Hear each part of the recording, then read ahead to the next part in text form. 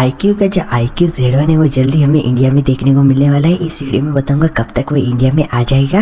पहले इसके स्पेसिफिकेशन की बात कर लूँ तो आपको यहाँ पे डिस्प्ले मिलती है 6.5 इंचेस की फुल HD प्लस डिस्प्ले जो IPS डिस्प्ले देखने को मिलती है। मैं आपको बता दूँ यहाँ पे आपको जो रिफ्रेश रेट देखने को मिलता है वो है 144 हर्ट्ज का।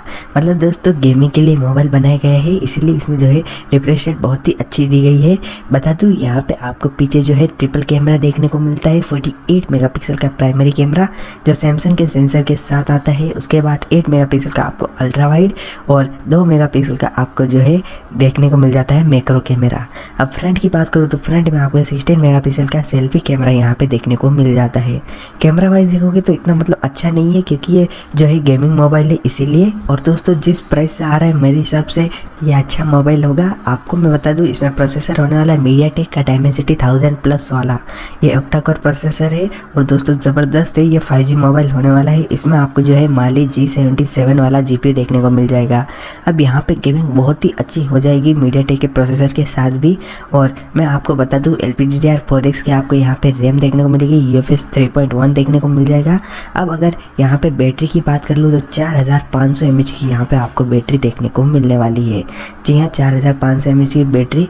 और दोस्तों उसको चार्ज करने के लिए यहाँ पे आपको जो है 44 यानी कि 44 वाट का फास्ट चार्जिंग देखने को मिलने वाला है। बता दूँ 194 का इसका वेट होने वाला है। पीछे ग्लास बॉडी होगी और यहाँ पे आपको जो है साइड माउंटेड फिंगरप्रिंट भी देखने को मिलने वाला है। अब अगर मैं बात कर लूँ दोस्तों इसके प्राइस की तो ये जो है इंडिया में आने वाला है 6GB रैम 128GB स्टोरेज की, जिसकी प्राइस होने वाली है करीब 25,000 रुपये तक। जी हाँ दोस्तों, 6GB रैम 128GB करीब 25,000 रुपये और उसके हायर वेरिएंट की प्राइस करीब 28,000 रुपये और सबसे हायर की 30,000 रुपये। ऐसे 3 वेरिएंट में आपको यहाँ पे देखने को मिलने वाला है।